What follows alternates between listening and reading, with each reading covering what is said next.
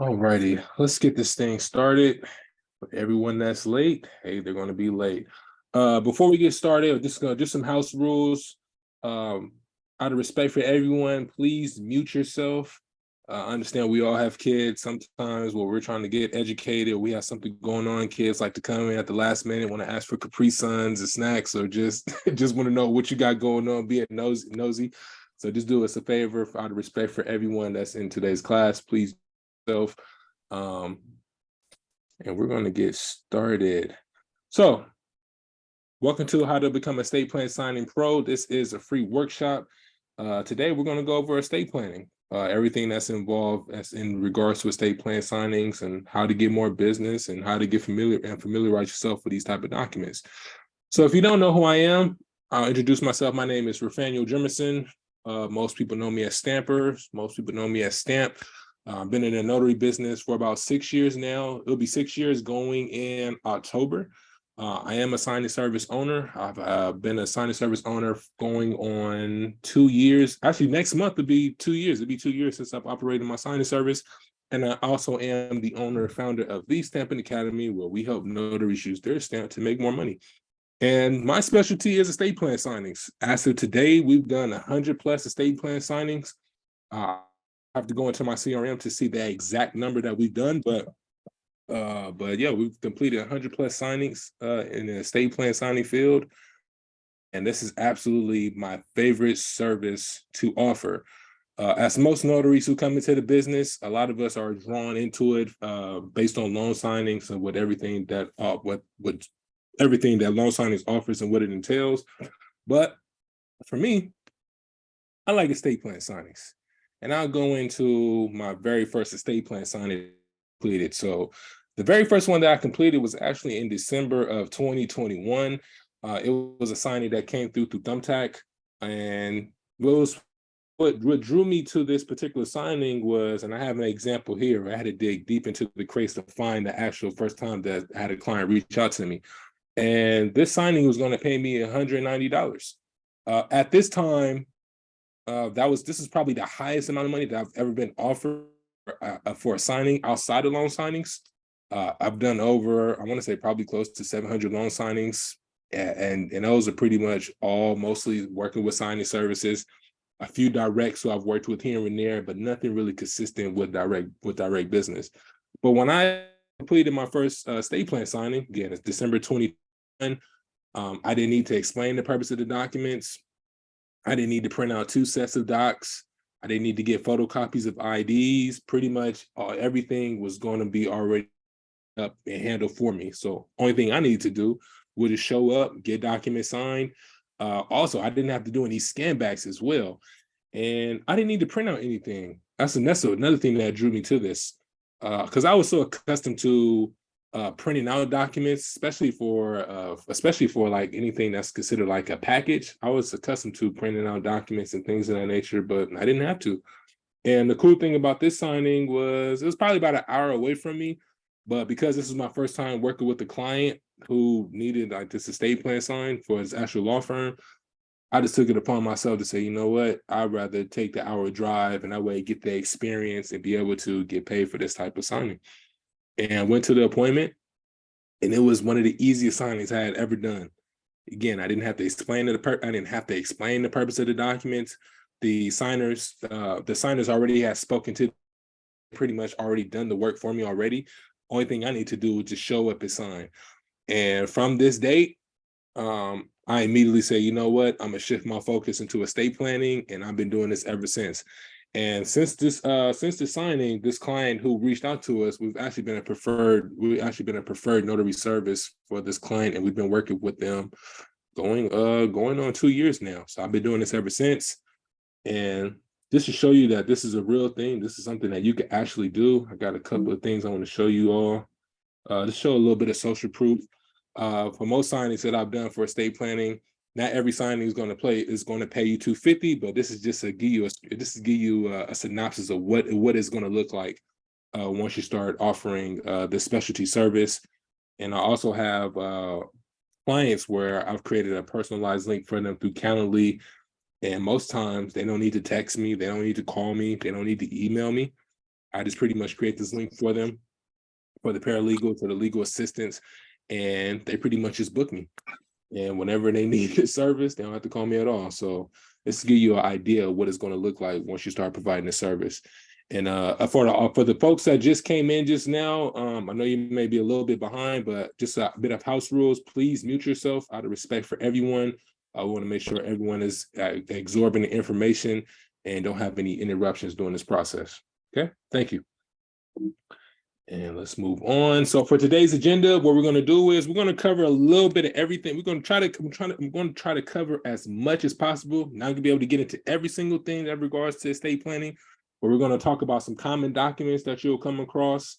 We're going to go over what is your value proposition, how you're going to be able to explain your value to your to the potential clients that you're going to be working with. We're going to go over some marketing strategies that you can use to start working with the attorneys. And these are also going to be strategies that I use in my everyday business. And at the end, I'm pretty sure you all are going to have questions along the way throughout the presentation, but I encourage you to please just write down your questions and hold them till we get to Q&A, and I'll do my very best to answer any questions that you have. So let's get this thing cooking. Let's get this thing up and running. And if you don't know what estate planning is, pretty much estate planning involves setting up a plan that establishes who will eventually receive your assets. It also makes known how you want your affairs to be handled in the event you are unable to handle them on your own for any reason. I'm pretty sure a few of us have done signings at hospitals with power of attorneys, advanced healthcare directives, which we'll be going over in a second. And those type of documents that involves in estate planning. All right. So this to give you an idea of what estate planning is in case you didn't know. So here are some common documents that you're going to come across when you're doing estate planning. You're going to come across a durable power of attorney, uniform, statutory form power of attorneys. You're going to come across advanced healthcare directives, wills, last wills, and testaments. Obviously, there's going to be a ton of documents that you're going to come across. Assignment of personal property. You come across funding acknowledgments, certification of trust. You're going to come across personal property remembrance memorandums, living trust documents as well. But these are going to be the most common documents that you're going to come across. Also, when you are, what I like to call them is like mini estate plans. So when you go to like hospice or any healthcare setting, you're going to come across like these mini estate plan documents, which you'll see these three common ones, and you want to familiarize yourself with these type of documents. Because when you are going to start working with the estate planning attorneys, even though you don't need to explain the purpose of the documents, you just want to familiarize yourself with these documents, because there's going to be instances when you get phone calls and you may have someone that say, oh, I have an advanced healthcare directive, I have a power of attorney document that needs to be notarized. And you want to be very sure that you're familiar with these documents, because at times, if you're not familiar with these documents, you're not going to know what kind of questions to ask, right? When you're over the phone. The last thing that you want to do is you go to an appointment and you find out that they have a power of attorney document, and you know it comes to find out that they need 2 witnesses. Now, if they don't know they need 2 witnesses and they got to work on getting on the horn and trying to find someone to be available, that could be a waste of your time, and time is money. So we have different appointments that we need to get done throughout the day. So it's very important for you to be familiar with these documents, knowing what needs to be signed, knowing who needs to be available, so that way you could be in and out and going on about your day. So let's do this. So here's a common document that you're going to come across: a uniform statutory form power of attorney. If you see this document, this is going to be in regards to finances. And one of the things that you want to be on the lookout for is this section where it says, to withhold a power, do not initial the line in front of it. You may but need not cross out each power withheld. So each one is going to be in regards to finances. More times than not, the person, the signer or the trustee, who they're going to list as their who they're going to have listed as their agent, or who they're going to have appointed as their agent, you want to make sure you have them initial here where it says all of the powers listed above. Now, if they have specific financial powers that they want their agent to have power over, then yeah, they would initial here in these specific ones. But in most cases, they're going to want their attorney, they're going to want their agent to have powers over have power over these financial powers listed above. And you're going to have them just initial here and in. Okay. And if you don't, and then for the purposes of this video, of this presentation as well, you're going to see some wording within these documents where you'll see principal, you'll see alternative agent, and principal is pretty much the person that's giving power of attorney. So the principal is the person that's giving power of attorney, and the person who is listed as who's being appointed as the fiduciary or the agent, that's going to be the person who's receiving power of attorney to make decisions on behalf of the principal. Okay. Where it says special instructions, that's pretty much, they're going to have that, either have that filled out they don't have to have that filled out in front of you, and they don't also have to do that, but they don't have to have it filled out before you as well. But more they'll either be left blank or they'll fill it out ahead of time. It's up to them. Where it says exercise of power of attorney, where more than one designated, pretty much means, let's say, for example, if the principal does have someone who they have listed as the principal has someone who they have appointed as the agent. God forbid something happens to that person who they have as the fiduciary or the agent, they can have someone, they can designate more than one person to be their agent in case, God forbid something happens to them. So they'll have that information filled out. If they want to designate more than one person, that's perfectly fine. And this document does need to be signed and notarized. And always make sure that the signer does not sign this document before they meet you. It's always important as a notary for any document that you have that you're going to have signed and notarized, sign it in front of you.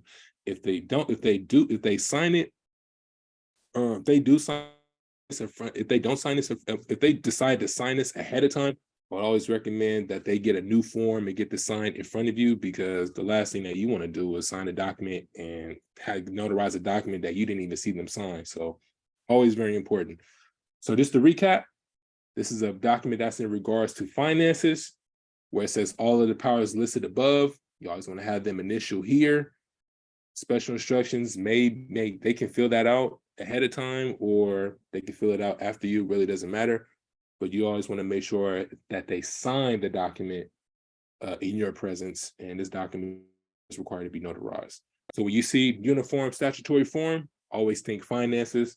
And you'll also see where it'll also say general durable power of attorney, which is going to be in regards to finances as well. Now, for the purposes of this video, it's going to say California because I'm based here in California, but for most signings that we performed, whether they're in Georgia, Texas, Washington, D.C., etc., the probate codes, the legalities may be different, but the way the form is set up, as far as the title, as far as what the document means, or what powers are going to be listed, it's always going to be the same as well. So try not to get caught up on, the title of the document and the legalities. As long as you know who the principal is and who they're going to have listed as their agent, you should be good to go. Let's move on. Next, Advanced Healthcare Directive. So the power of attorney, so the uniform statutory form, that's the power of attorney in regards to finances. For an Advanced Healthcare Directive, the simplified, you're just pretty much giving a person power of attorney over their medical, but pretty much for their healthcare decisions. So you'll see in this document where if someone they're going to have instructions on how they want to handle for their end of life, or if they want their physician to prolong their life, they're going to have instructions on either or. And pretty much, again, designation, they're going to designate a person that's going to be an agent to act on their behalf for medical decisions. They can always appoint an alternative person or a person to succeed that person as an agent for their medical reasons. And also, this document is also going to require 2 witnesses as well. So for most estate plan signings, depending on which state you're in, most states won't require you to have 2 witnesses for the Advanced Healthcare Directive. It just really depends on what state that you're going to be working in. But always make sure, one of the questions that you want to ask when you're on the phone, whether you have a person who may be at the hospital and they want to get this document signed and notarized, one of the questions that you want to ask is, if you look on the form, does the form say that you need 2 witnesses? Because from my prior experience from servicing clients for this type of document, 2 witnesses are typically required. And you want to ask that question right away, because if you don't ask, you're going to risk the chance of actually going to the appointment and you find out that you need 2 witnesses, and the person who needs the document notarized may be in a state where they don't have any family or they don't have any friends, and it's going to be difficult for them to find a witness. So always ask that question ahead of time, because you don't want to waste your time. Always be sure. So again, for advanced healthcare directives, this is going to be power of attorney, but for medical reasons only. This document is probably about 8 to 9 pages. Only focus on the first and the last page, because for you as a notary, that's really all you need to really worry about, is who they're going to have listed as their agent, and then to make sure they get the document signed and you notarize it, and also make sure that the witnesses are present to get this document signed and notarized. Let's move on. Next, we have the will, last will, and testament. Depending on the client or the attorney that you're going to be working with, you'll have a document that says will of John Doe, and you'll also see one that may be called last will and testament of John Doe. And just like I said, for the power of attorney, the principal is going to be the person that's giving. The principal is going to be the person that's giving power of attorney, or they're going to be the person that's laying out the instructions on how they want their affairs to be handled for their estate. And this document is pretty much self-explanatory. So it's going to ask the signer to print their first name, resident in the city of where it says in the city of, this is going to be where the signing is taking place, county of where the signing is taking place, state, obviously. And then where it says personal representative, again, that just basically meaning they're nominating and they're appointing the person who's going to be the one that's going to carry out their instructions of their estate. Pretty much the agent, fiduciary, they both mean the same thing. And they're going to have people who they're going to the people who they're going to have listed as their beneficiary. This form is, again, probably about 5 to 6 pages, but I'm only focusing on the first page and the last page. And this last page is something that you want to focus on. So for notaries who've done signings for us in the past for wills, one of the most common errors that I've come across is the notaries not getting the witness's signature and the address of where the signer and the witness's address. If you send this document back to the attorney without the witness's signature and also forget the address, they're not going to be happy with you. And the reason why they're not going to be happy with you is because I know here in California, by law, the will requires 2 witnesses. So let's say if you get this document signed and this person, and you have to leave the signing table without getting the witness's signature, and God forbid the principal passes away or the trustee passes away, and the person who they have listed as their fiduciary take these documents to court, the court is not going to recognize this document because, well, they're going to say that this will is invalid because we don't have 2 witnesses on this document. And because this one single document is invalid, we risk what happens next. The estate is going to go into probate, and if they have to go into probate, man, they are not going to be happy with you, because probate can be a 6 to 18 month long process. And so when an estate goes into probate, whatever the estate or the beneficiaries were supposed to receive, whether it's money or property involved, guess what? Whatever the estate or the beneficiaries was supposed to receive, the court is going to take their cut off the top for court fees, probate costs, etc. So what the beneficiaries were originally supposed to receive, they're not going to get that based on being probate. So always important. Make sure you get the witness's signature, get their address. And if you can just remember just that one thing, you're going to be good to go for this type of document. Particularly last across don't need to be notarized.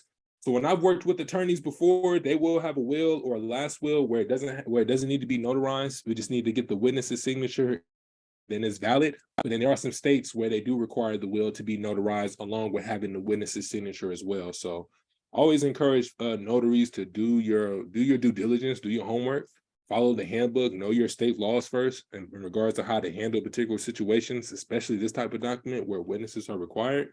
if you don't take anything away, if you don't take away anything from this presentation, if you could just remember that 2 witnesses are required for the will, you're going to do better than most notaries that I've come across. All right. So very big piece, very big piece. So let's move on. So now that we've gone over the most common documents that you're going to come across, let's go over your value proposition. How do attorneys know that you are someone who you should work with? And I'll give you some cheat codes for you. Even if you haven't done an estate plan signing before, if you know the value proposition, the attorney if you talk to the attorney, they're going to treat you as someone who's done this before, they're experienced, and you should one who they should work with. So if you want, you can definitely screenshot this. Screenshot it, take notes. Definitely keep this like in your notes or in your photos, or something you can go back to when you start networking or you coming across attorneys who you want to work with.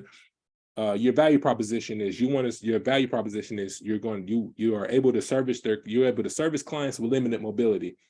Most attorneys, they have a client base of like elderly clients, and sometimes those elderly clients they may not be able to drive anymore. They may not have a car, or they may not have someone to take them to the attorney's office to get the document signed and notarized, especially if they need to do some updating to their will. And also, what I've also come to find out over the last year or 2 years or so, especially with COVID, attorneys are not doing house visits. They're not doing house visits anymore. So if you're able to tell that if you are in a conversation with the attorney, you will let them know for signings that's out of office, for your clients that have limited mobility, I am able to make house visits. I am able to travel to the hospital. I'm able to meet them at anywhere that they would like to meet to get their documents signed and notarized. Another value proposition is provide emergency notary services. There are times where people out here where they're not proactive about getting their affairs together. And I'm guilty of this as well. There's been times where I've waited till the last minute to get things done where I absolutely need to get done.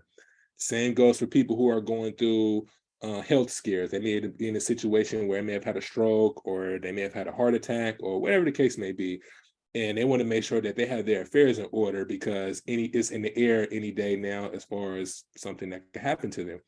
Well, if it's an emergency situation, the attorney wants to work with a notary who's going to be available and is going to be willing to go up to the hospital to get plan documents, get those signed and notarized and taken back to the attorney, so that way they can get their estate plan on file. So that's a really big piece. Providing emergency notary services is really important, something that attorneys look for. They don't want to spend time like trying to find a notary, trying to get someone available. If they know you provide emergency services and you're on call, you're going to be that preferred and go-to notary that they want to work with. Another value proposition is you can coordinate on behalf of the attorney or the paralegal to schedule signings. As I mentioned before, they do not like calling around trying to find a notary, because here's some things that I've come across. Most notaries don't answer their phone. Most notaries, if they do answer their phone, sometimes their availability is limited. And if they do answer the phone and they are available, sometimes that notary may be overcharging, the client, and the attorney wants to work with someone who's not going to overcharge them, but also knows what they're doing and is going to give them a fair deal. So if you're able to help them eliminate that whole process and saying, look, all you gotta do is let me know what time I need to be there, and I'll schedule I can schedule the signing and make sure they have the necessary things in order, they have everything in place, so we can get this done and complete it whenever they have a client that wants to get a document signed, they're just going to pass it over to you and let you handle the rest. So if you can coordinate the signing on their behalf, you're going to be who they want to work with. Oops, got people coming in at the last minute. Also, another value proposition: printing documents. This is not going to always be the case. It just depends on what attorney that you're working with. Really quick. Do me a favor, y'all. For all you who are just coming in, please mute yourself. Thank you. Like I was saying, printing documents is not going to always be necessary, but for emergency notary services, you may be in a position where the attorney may not have time to get the documents printed themselves and put their documents in the binder and mail it off to the client. If you offer that service, you could just tell the attorney, for emergency situations, if you need to get the document out, you could always send those documents to me. I could print them out. I can get the signature and notarized pages signed and notarized, and I can always scan those, and I can always send those documents to you to review. Always offer to print documents, especially it's going to be needed, especially for emergency services, emergency situations. Another value proposition is providing courier services. So attorneys, when you have clients that have like property, have assets, well, let's say property like real estate, right? If they're transferring the property into their trust, more than likely they have to take those documents up to the county to record. So the two documents that you wanted that has to be used to record the property at the county is going to be the grant deed to revocable trust, and you're going to come across the preliminary change of ownership report. With all of you who've done loan signings, you should be very familiar with preliminary change of ownership reports, whether a person is refinancing, whether they're taking out a line of credit, etc. That's a value service. So if an attorney doesn't have time to take their documents to the county to record, that's a service that you can offer. That'll also make you stand out from most notaries, because most notaries who I've come across, they don't offer to take documents up to the they don't offer courier services, or they don't offer to take the documents, client's deed documents to the county to record. So those are going to be your value propositions. Again, please feel free to screenshot this. Make sure you take notes, because this is something that you want to bring up when you're in those conversations. All right. So now that we know what our value proposition is, we know what kind of documents need to be notarized, we need to take this to the market. We need to find people who need our services. Let's go over some marketing strategies. There's a ton of marketing strategies that you can use, but I'm gonna only talk about the strategies that I use as of today. All right. So one thing I like to do is, one of my strengths is networking. Being able to get out and talk to people. And one of the things that's helped me out greatly is establishing referral partnerships. And you want to establish referral partnerships with people who's connected to your target market. So who's connected to estate planning attorneys, financial advisors, CPAs, document preparers, legal document assistants, just to name a few. But we're just going to touch on these three here. So for financial advisors, these are going to be people who help set their clients up for life insurance policies. These are going to be people who they help roll over a 401k into an annuity. And those are going to be people who you want to have a referral partnership with. Why? Because a lot of us here, again, we do loan signings. We've been in situations where a person is refinancing, maybe purchasing. And when you've made such a huge, a huge purchase like that, especially when you're buying a house, the first thing that you want to do is make sure that asset is protected, right? So when you're at these signings, where you're at the signing table, what you should be doing already is building rapport with that signer. Things that you want to do is when you're walking into somebody's house, if you see a particular painting, if you see someone that has like a lot of clients that I come across, have sports team flags, like the Niners or something like that. You want to use little things like that just to spark the conversation. And then whatever that conversation leads to, you want to build rapport throughout your duration at that signing. And if you build good rapport with that signer, where they just basically tell you business and what they have going on before you leave their house, one of the first questions that you should ask is, just out of curiosity, I know you just, you're purchasing your home, you have your family, you have your kids and your wife here. Who's helping you protect your biggest asset? And they're probably going to look at you like, what do you mean who's helping me protect my biggest asset? Your follow-up to that is going to be, well, the reason why I'm asking you this, because you just purchased a home and, you live in such a nice neighborhood, if God forbid something happens to you, what would happen to your home? And that's going to make them think, well, I don't know what would happen to my home. Baby, I don't know what would happen. Your follow-up to that is, but you know what? I know a great person who helps my clients, protect their biggest assets. He makes sure that my clients, their financial affairs are in order. So that way, if God forbid something happens to you, your home is going to continue to stay in your family. Your family is going to be able to continue to stay in this nice neighborhood. Your wife is going to be able to continue to be there for your children, and you can grieve properly. Would it be okay if I can pass your name and information to them, and they can reach out to you to do a quick consult just to see if you both are fit? And if you build rapport with them, they're gonna say, yeah, oh yeah, definitely have them reach out to me. We'll see if it works out. Now I can't make any guarantees, but we'll see if it works out. And that's all you need. You just need them to have you give them the okay for you to refer them to the advisor. From there, what's going to happen? Let's say if you have a partnership with the advisor who's doing such a great job, and he happens to actually establish a plan with them, right, for life insurance or whatever financial product. Most financial advisors have a relationship with estate planning attorneys. So from there, if I set up a life insurance policy for you, I need to make sure that you have your assets in a trust, and that's where you come in. So when financial advisors are referring their clients to their estate planning attorneys, they typically need a notary to notarize those documents. So if you have a referral partnership with the financial advisor and you're sending them referrals and they're actually closing on those referrals, what you want to do is you want to follow with that advisor. You want to say, hey, I just wanted to just give you a call, just checking in, see how things are going. Right now, I'm looking to get introduced to an estate planning attorney. I've been working with the attorneys as of late and helping them get their documents signed and notarized. I just wanted to see, would you happen to know an estate planning attorney who could possibly benefit from our services? That's all you got to say. And if they say, yeah, what you want to do is you want to ask for an introduction. That introduction could be either through email, it could be through text, it could be through phone call. And when they make that introduction, from there, that's when you going to relay your value proposition, how you're able to service them and establish that relationship from there. And that's how you will create a referral partnership with a financial advisor to get connected to an estate planning attorney. If you want to establish a referral partnership with the estate planning attorney, a lot of us get phone calls, right? Well, especially for hospital signings. Someone may need a power of attorney, advanced healthcare directive, and may need that type of document notarized. What most people don't know is when they get those documents, they're getting those documents from online.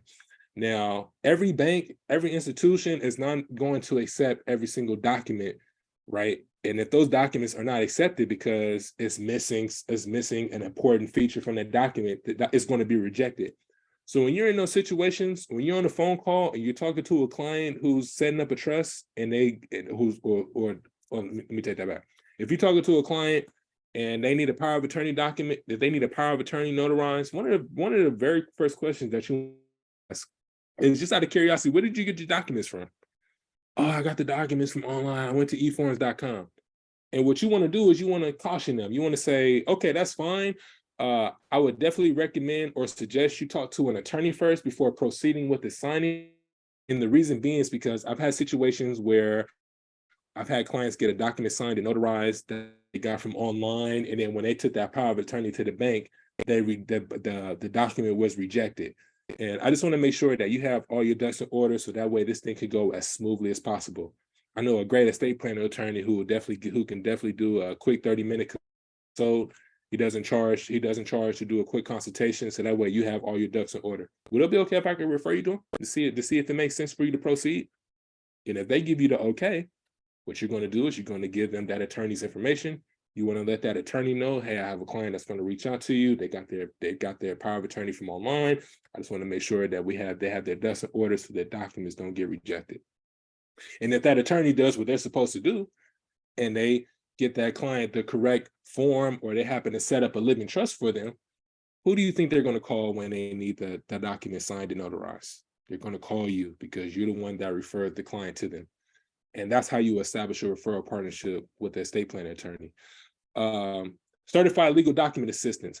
Now, these are people who are certified, I guess, to prepare documents, and they also do living trust. They also will set up living trusts for their clients as well.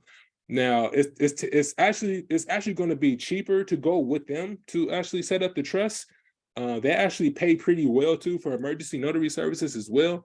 But the same process that you would go through with establishing that partnership with the attorney, you're going to do the same exact thing with the legal document assistant as well. And the cool thing about working with these type of individuals is that they don't have any restrictions on as far as who they can service. There are some attorneys out there who they can only service clients within their state, but there are legal document assistants out there where they're able to service clients on a nationwide level as well. So don't sleep on partnering with these with legal document assistants. It can be very beneficial for your business. And that, ladies and gentlemen, is a marketing strategy for referral partnerships. Very simple. What's another strategy that we can use? Google. Google, pretty much the easiest way for you to book estate plan signings. I get people that call me all the time from Google about setting up their estate plan. Either the signer is going to reach out to you, or the attorney, the paralegal, or the legal assistant will reach out to you to complete the signing. Very simple. But here's a key piece. Here's a key piece that I want you to pay attention to. If the signer reaches out to you directly, that's a clear sign that the attorney doesn't have a go-to notary service for their out-of-office signings. If the signer is reaching out to you, that should ring a bell in your head. That should let you know. That should let you know, like, oh, the signer is reaching out to me instead of the paralegal or the attorney. That should let you know that the attorney does not have a go-to notary. They don't have a go-to notary that who they can use for their signings. Because if that was the case, the attorney would have reached out to you instead of the client doing it. And also, too, a lot of times, I want to include this as well. A lot of times, the attorney will actually have the signer reach out to you because they're leaving it up to the signer to pay you directly, instead of the attorney paying them, instead of the notary paying, instead of the attorney paying you for the signing. So that's also another reason why signers are but in the event that you do have a signer reach out to you directly, what you're going to do is you're going to book the appointment, you're going to get the documents signed and notarized, and very key here, very key, you want to look on the paperwork and find out who the attorney is. You want to find out who the attorney is, what's their address, and you want to find their contact information. You have their contact information, you have everything that you need, and you provided a great signing experience for the client. You're then going to leave the appointment, which is going to lead up to my next marketing strategy that you're going to use. Is you want to do warm calling. We all are familiar with cold calling, right? If you're not familiar, cold calling is pretty much just calling companies on a random. You just did some research. You did some research. You tell them who you are, your name, your service that you offer, and I just want to see how you can provide a service for them in the near future. Cold calling sometimes works, sometimes it doesn't. If you are going to cold call, you have to do it in volume. But if you want to get better results, you want to do warm calling. And warm calling is pretty much what we just did, as far as we had a client that reached out to us, we provided a service for them. We got the attorney's information, and then we're then going to give them. So I'll give you an example. So let's say I just serviced John Doe, right? He reached out to me through Google. We got his document signed and notarized. We're then going to follow up with Jane Doe's attorney's office. We're going to say, hello, am I speaking to Jane Doe? It's like, hello, yeah, this is Jane Doe. Who is this? Oh, my name is Rafael Jemerson with Stamper Signings. I just recently serviced your client, John Doe, for his estate plan. I noticed that he reached out to me directly instead of you. I just wanted to follow up just to see how did the documents check out okay? And also wanted to know, do you currently have a go-to notary service that you use for your out-of-office signings or for emergency services? Well, as a matter of fact, I don't have anyone right now. I typically just leave it up to the clients to find a notary, and then we just make sure their documents are signed correctly. Okay, no, that's perfect. Would it be okay if I can send my information over to you? We have a scheduling page that we use for our clients where anytime they want to book a signing with us, they don't have to go on Google, they don't got to go on Thumbtack or Yelp, any of those platforms. They could just reach out to us directly. Just get on the calendar, and it will coordinate the rest on your behalf. Would it be okay if I can do that for you? It'd be like, yeah, okay, yeah, sure, we can do that. Yeah, definitely do that. Yeah, send us your information, and then if we have anything if we need a notary anytime, we'll just reach out to you directly. Excellent, I appreciate that, Jane Doe. Give me about 10. Can you give me about 10 to 15 minutes or so, and I'll get that set up for you and send it over to you? Yeah, take your time. Okay, great. It was a pleasure speaking to you. Click, and that's a 5-minute conversation. Literally all you have to do. So when you service the client who you did the signing for, get the attorney's contact information, call that attorney, and that conversation is going to go a much more smoother because they know, one, they already got social proof that you already serviced their client before. They're already familiar with you. Now, if that was a cold call, they probably would either gave you the runaround or you would have ran into a gatekeeper. But because you've already serviced their client, they're already familiar with your work already, and that makes that phone call a little bit easier, and that's an opportunity for you to create a relationship with them and start being their go-to notary for signings that they have. So pretty easy, right? Again, provide their contact information, provide your contact information, offer to create a personalized link that gives them access to your scheduling page to book signings, and let them book you away. I'm not going to go too much over Calendly. If you want, I got another video after this class. You can go on YouTube. I have a free video that you can use, that you can check on how to set up your Calendly, and we can go from there. Pretty simple, y'all. Do we have another marketing strategy? Yes, word of mouth. Word of mouth, definitely my favorite. Whenever you have family members or friends that's setting up an estate plan, or they know someone that's setting up an estate plan, they're going to need a notary. So if you telling people and actively telling people that you're a notary and you can help people with getting their estate plan documents signed and notarized, you're going to be the who they call. And also, I love getting referrals from other attorneys. So attorneys know other attorneys.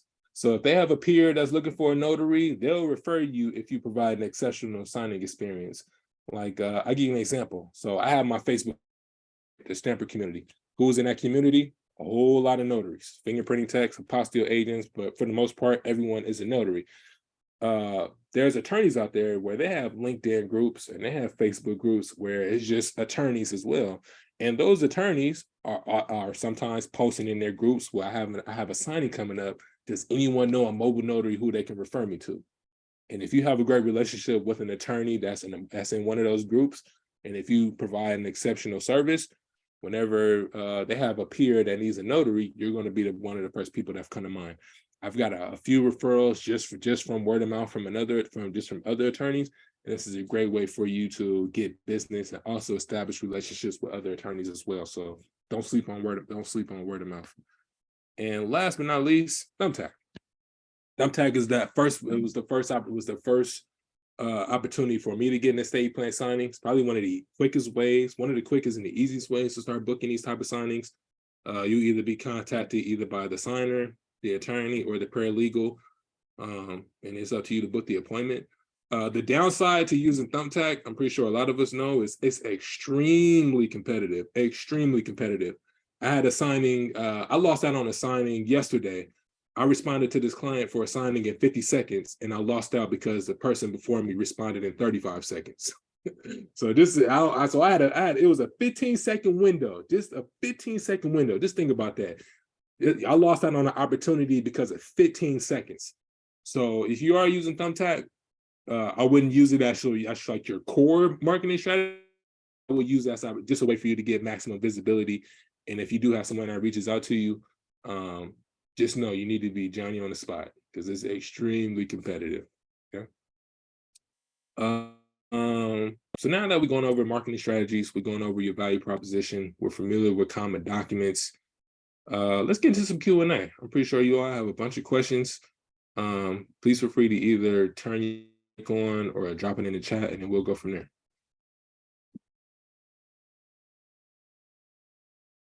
Go ahead, Kristen.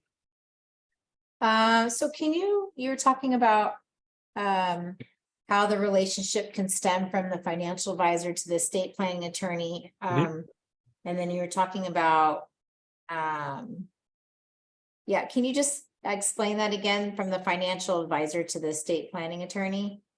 You mentioned that you're going to be reaching out to the financial advisor to make sure assets are placed into a trust. And then you as a notary would ask the financial advisor, hey, do you know of any estate planning attorneys that you could refer me to? Is that what the right? So was? So when I say establishing referral partnerships, that's pretty much just meaning, let's say you're the notary, we have a financial advisor, you would create a partnership, meaning, hey, I come across, let's say one of the ways that you want to set up a referral partnership with them, obviously you want to set up a one-on-one with them. You want to learn a little bit more about their business, what they offer.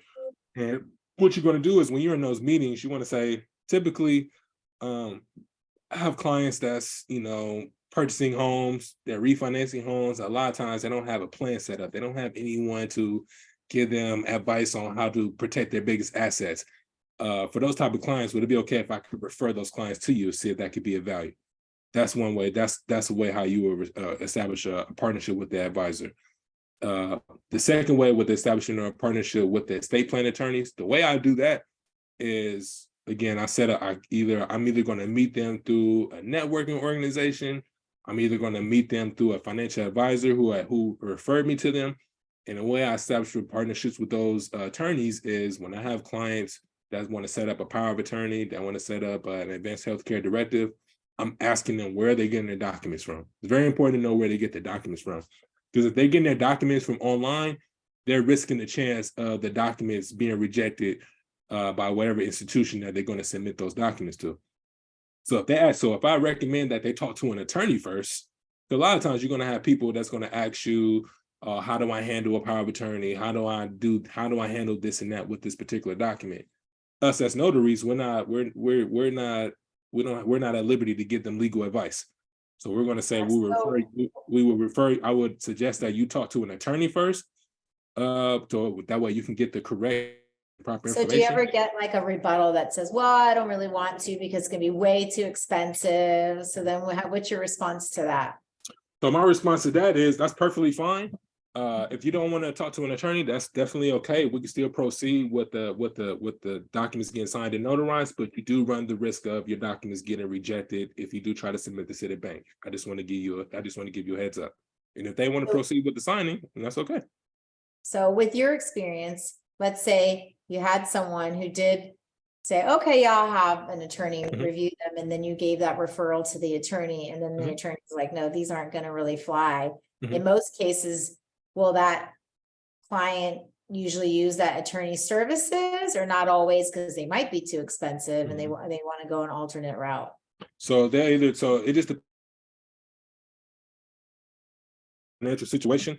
You will have people that will give you pushback because they know if they do go to an attorney, it's going to be pricey. But I look at it like this: if you don't want to pay the money, do you want to risk the chance of the estate going into probate? Exactly. They don't want to hear probate, because what you initially going to pay up front for a trust, you're going to pay even more to make it through probate with court fees and everything. So yeah, I mean, what you're paying for a trust is not even 2% of what you'd be paying for going through probate. Nowhere close. So, but yeah, you're gonna have some people that give you pushback, but if they want to give you pushback at the end of the day, as long as you've done everything you're supposed to do, and you're trying to make sure you connecting with the right people so they don't have to go through the headache and going through that process, you did everything you're supposed to do. And I can go to bed that night knowing I did everything in my power to be able to work in the best interest of this client. Yeah, I mean, I'm sure like a lot of the notaries on the call, like I mentioned to you on our call we had together, it's just there's so many people out there when you're doing their loan documents with them that don't have a trust. It's just, it's mind blowing to me. And it's like, I can't even, it's like, I can't even leave without saying something to the fact of what you shared. Like, hey, listen, this is your biggest asset. Had you thought about protecting it? Yep. It's crazy. Yeah, that's a great question. Anyone else got any questions? Let me see. Not really. What's the safe range to charge the attorneys that won't scare them off if you have like a signing service?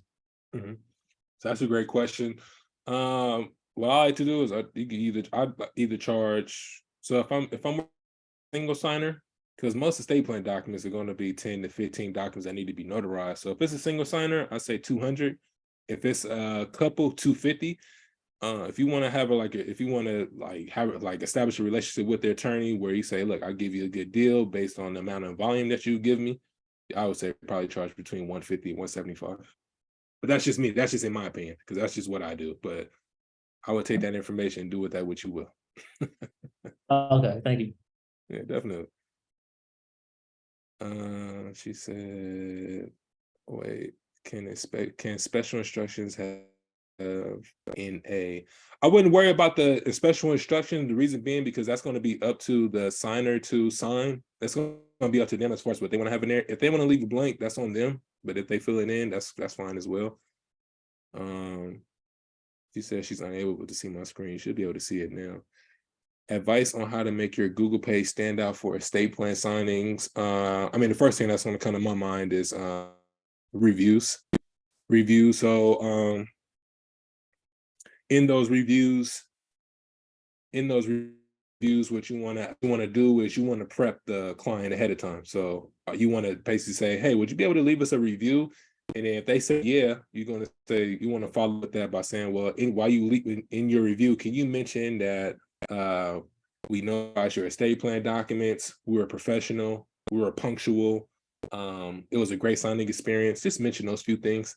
And if they say yeah, and if they have like those keywords, because I just learned this today from Tier, shout out to Tier, that if you use like certain keywords, like let's say if it's someone that's looking for a notary for estate planning, if it's like any of those keywords in your reviews, you'll be one of the first businesses that pop up on Google. So that's definitely something that you want to include to get more reviews.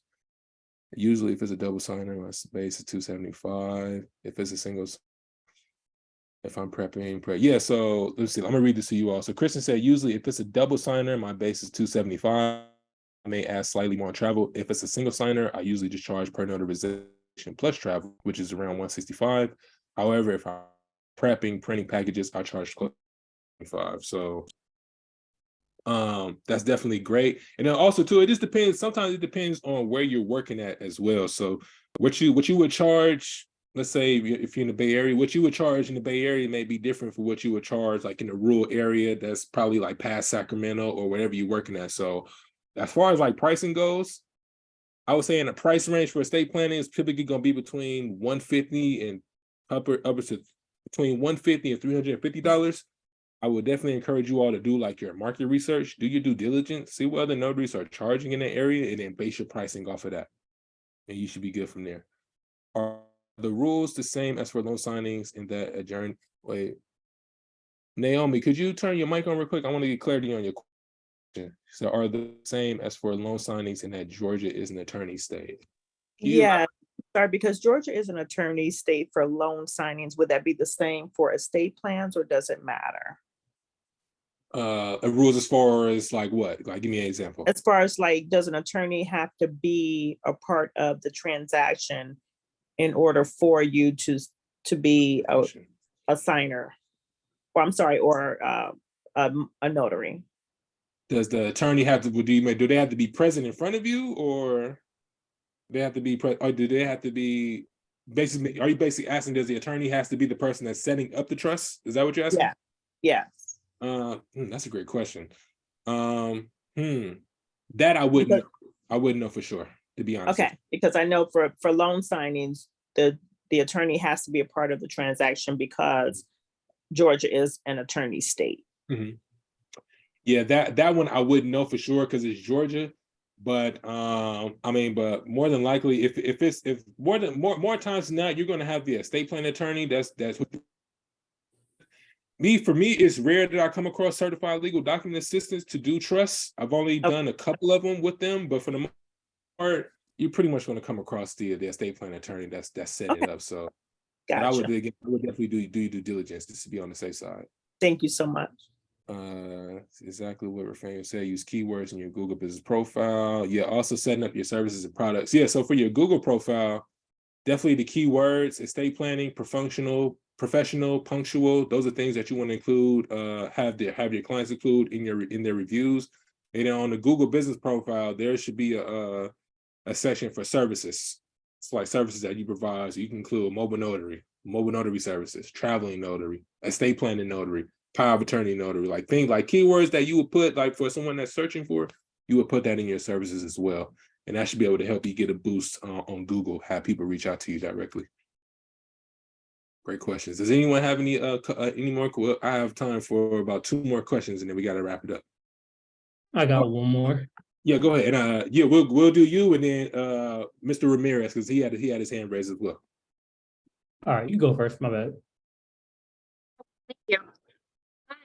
Hi, my name is Amy. I should probably take myself out of here. Hold on. You can see me. Oh, no. Okay, I'll figure it out later. My question is there a better way to introduce yourself, promote yourself when you walk into a law firm? Back in December, I got approached from a law firm in California. Mm-hmm. And this was, I took the call professionally. I accepted it immediately and I didn't even know what I was getting myself into. But he sent everything through text and it was being an intake specialist.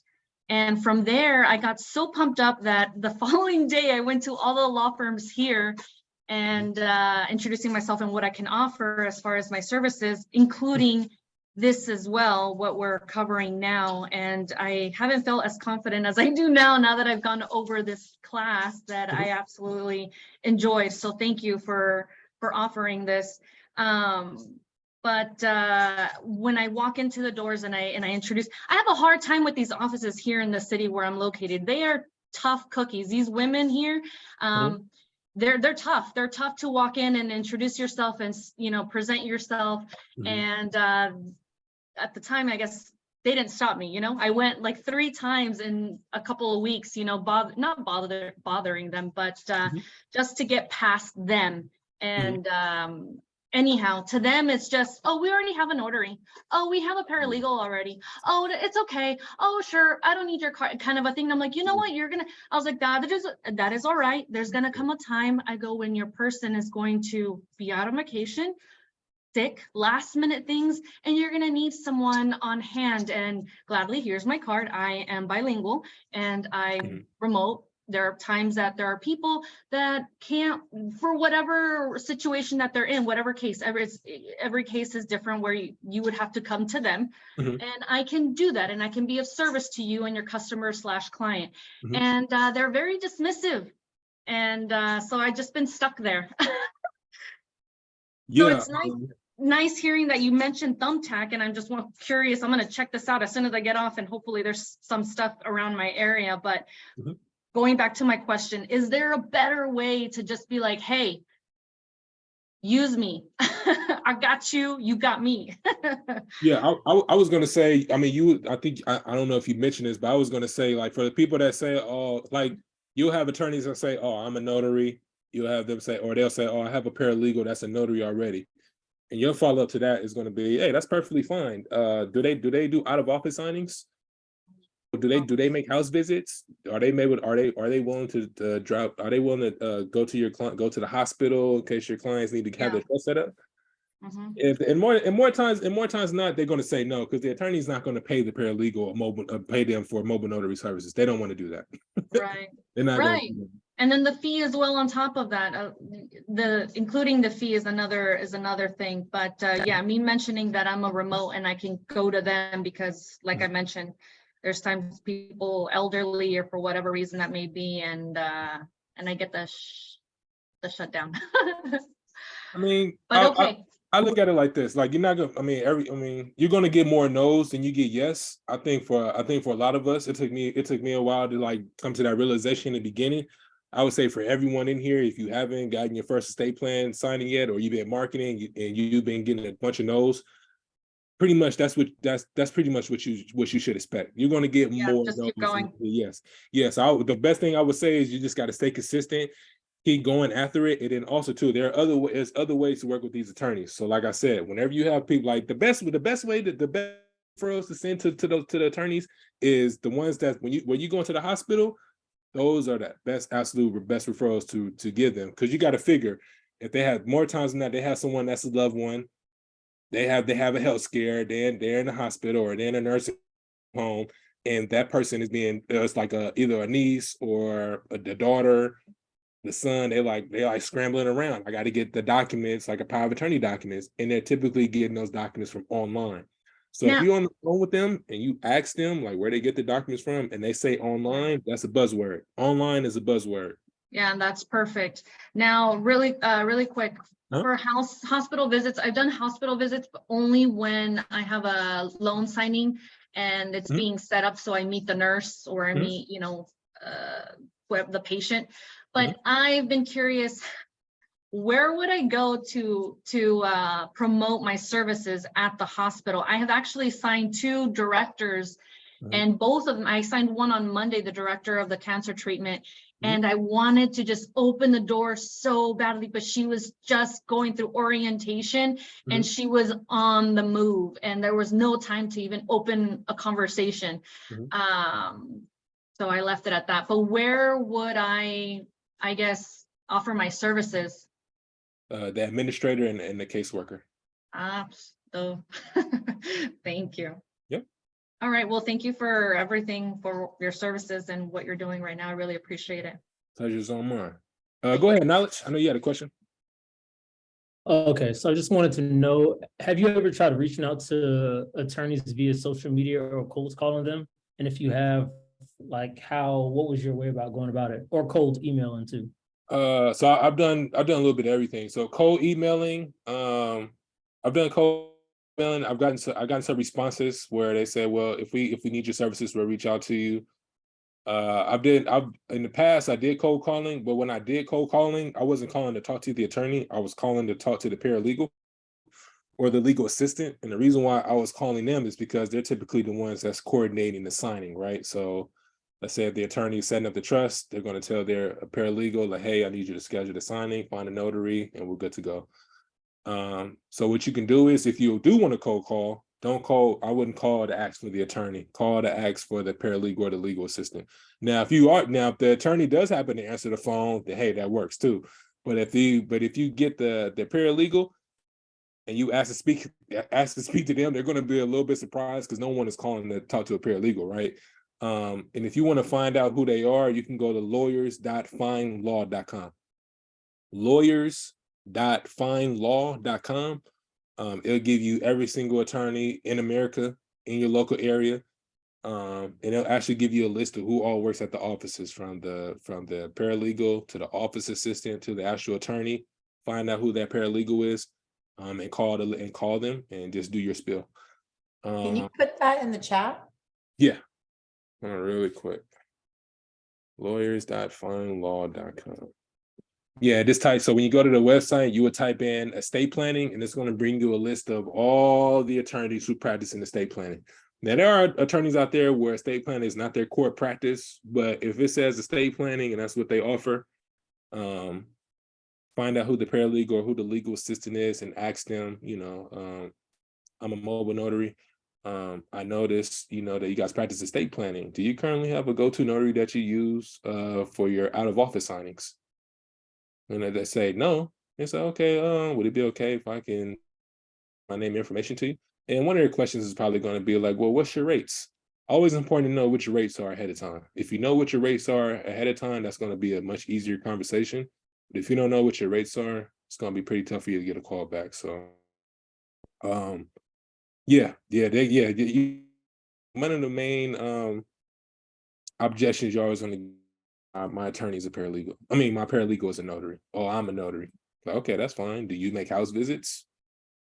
Are you willing to travel to the hospital for emergency notary services? Most times they're going to say no. They don't want to do that. So if you offer to do that for them, it's just, just send your information to them, and then it's just a matter of time before they reach out to you. That's all I have. I hope you all got a lot of value in this. The replay is going to be uploaded on YouTube. For y'all that raised your hand, I do got to jump off, but before I go, for y'all that have additional questions, feel free to follow me on social media. I'm Stamper Notary on all platforms, so just shoot me a DM. I'll be able to answer any question that you have. Email me, shoot me an email as well. I do offer a coaching community as well, so if you need like additional help, you need help with accountability, goal setting, or just someone to help you stay on track, we meet up twice a week at the Notary League. It's only $37 a month. Reasonable. We meet up twice a week. Mondays is for accountability, goal setting, what we want to get accomplished, and then we meet up on Fridays to see how did you do for the week and how you're progressing along to your goals. If you're a notary who wants to work with us, get notifications for business, go to bit.ly, /Stamper Network, or you can just screenshot this. We would more than happy to work with you. I do signings literally all across the country. Most of the signings that I do are pretty much estate plan signings, power of attorneys. I don't really get too many loan signings, not really my specialty, but when we get them, we try to get notaries to sign for them. Again, I appreciate you all for taking time out of your busy schedule to sit through this class today. And yeah, if you got any additional questions, hit me up on social media. It'll be uploaded on YouTube by tonight. Other than that, appreciate y'all, love y'all, and let's go crush it. Peace. Thank you.